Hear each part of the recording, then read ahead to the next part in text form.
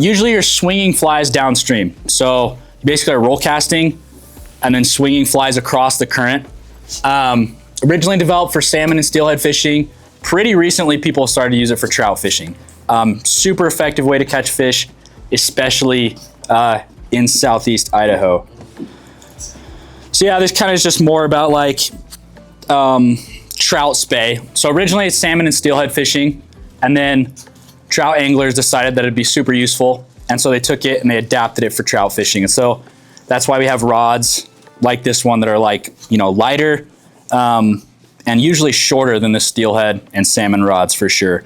So yeah, the goal of spey fishing is to present flies usually over a pretty decent distance and to cover water really effectively with a downstream swing. So basically if you streamer fish, it's like streamer fishing over a large area. So there's some reasons why it's super fun, especially in Idaho. A lot of the water that we have, a lot of the rivers are like really good for spey fishing, especially the Henry's Fork. And yeah, you look way cooler when you cast. That's the other thing. You'll be cooler than everybody else. That's why we do it. But yeah, this is basically the same thing. Especially in the winter, fish like to eat streamers and they catch them. So in fly fishing, obviously, anytime we do something, we're trying to like achieve a result, right? So these are some of the things that spey fishing helps us with. Like I was saying, you cover a lot of water. The other thing that's really cool is if you don't have a boat, it's really hard to fly fish from the shore from a long distance because you can't cast behind you. You get stuck in the trees. So spey fishing, you don't need a back cast. All the casts are like forward roll casts. So you can wade fish, you know, up against stuff like this without getting snagged. Also, it's super easy to throw streamers really, really far. Like I can go down to the Henry's Fork with this rod. I can put on one of these streamers and I can throw it, you know, super, super far and do it over and over again. And then I think my favorite part of spey fishing is you can cover undefined water really well. So like when we're nymphing or fishing dries or whatever, you're looking for places that fish hold, that fish are feeding in a river. So like little seams or right behind or in front of a rock, stuff like that. If you go fish like, for example, the lower Henry's Fork, or this is the Madison, this little picture, a lot of it looks like this, where it's just long, flat, like riffles and runs. And fish feed in there, fish hold in there, but they're really hard to find. If you were to take a nymph rig or a bobber and wade fish all this, you could spend all day in that 100 yards of river and find like 2 or 3 fish. But spey fishing, I can stand on the bank. I can throw, you know, two-handed roll cast pretty much and swing all that with a streamer and cover a ton more water and find the handful of really nice fish that want to eat a streamer. So I think for me, that's probably the reason why I do it the most in Southeast Idaho. So the rods are a little bit different. I'll just pass this one around so you guys can check it out. But they're two-handed. So at the back here, you have like this, I don't know, two-hand section. But they're meant to be cast with 2 hands instead of 1. And the other thing is, if you're familiar with fly rods, you know that they have different weights. So like most common's a 5 weight or a 6 weight for a single-handed rod. So spey rods have a different weighting system. So like that's a 4 weight, and it's equivalent to like a 6 or a 7 weight in a normal single-hand rod. So yeah, a lot of times people are like, well, why are you using a 3 weight rod to throw streamers? But it's not the same at all. They're weighted, the weights are differently. So, but if you're looking to get into it, most people get a 3 weight or a 4 weight. I prefer 4 weights because I usually do streamers, but if you're throwing smaller flies, a 3 weight might be better. So it's kind of the rods. They're also longer. That's the butt section, but they're typically between like 10.5 to 12 feet. Usually trout spey rods are like 11 or 12 feet, but the reels, there's nothing different with the reels really. They're fly reels, they hold line. And then lines, this is kind of where spey fishing's a little bit different. So if you notice on that rod, there's like that white line is super, super thick. It's called a shooting head. So there's like 15 or 20 feet of that. And then behind it, the line gets really, really thin. And And the reason is because when you roll cast, you only have so much that line out. So you throw your Spey cast and you let go of all the running line at your feet, and the running line follows it, and there's no resistance or anything. So you're casting the really thick, heavy shooting head, and then the rest of it's just kind of there, so you're connected to it. Whereas like normal fly line, you know, it's the taper and the weight distribution is split out throughout the whole line. So yeah, shooting head's at the front of the line, and then there's running line. And yeah, it's like other fly fishing, you match the weight of the line to the weight of the rod. And but yeah, so that's kind of the gist of it.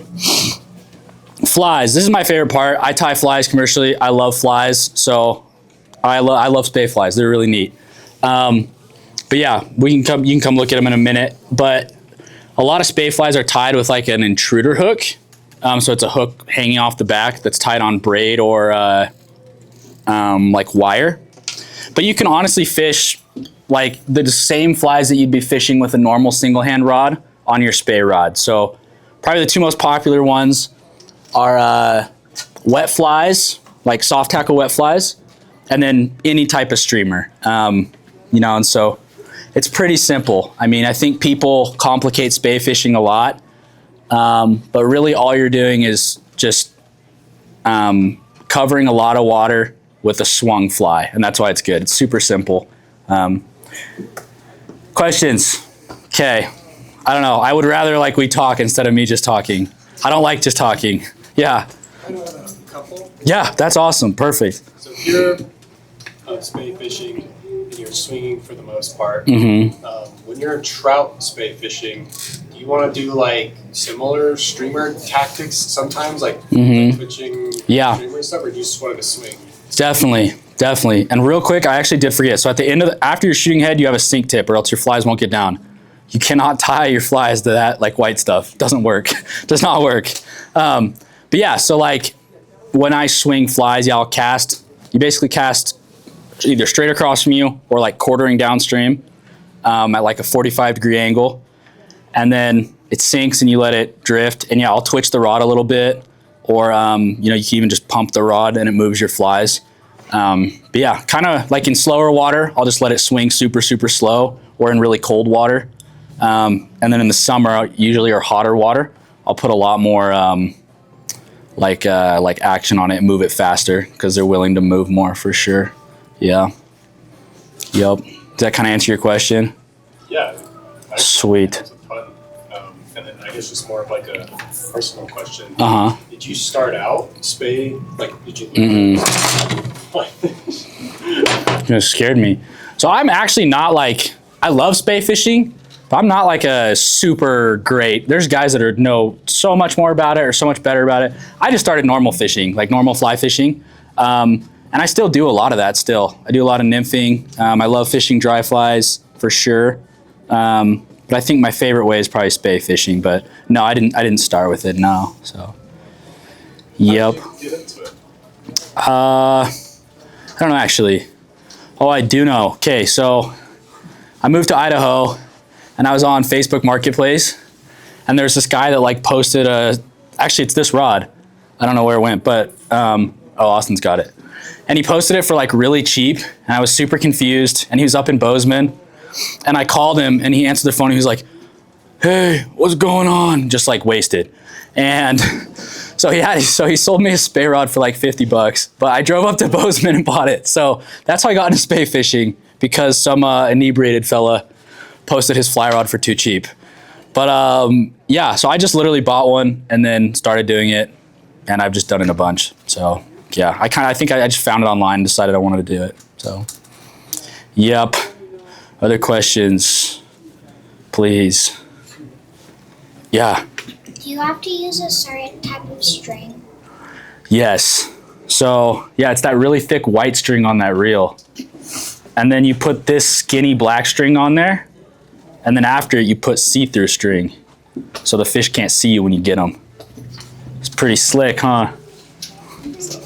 What's the IPS on your seat tip? So I use different ones. This one I think is 7 to 8 inches per second. It's a really fast one actually. And then most of the time I think I go like 5, 6-ish, but this one's quick. So, and right now like trout in the winter are super cold. They sit in like deep, slow water. So I catch most of my fish right now really deep and really slow. So a heavy sink tip's good for that.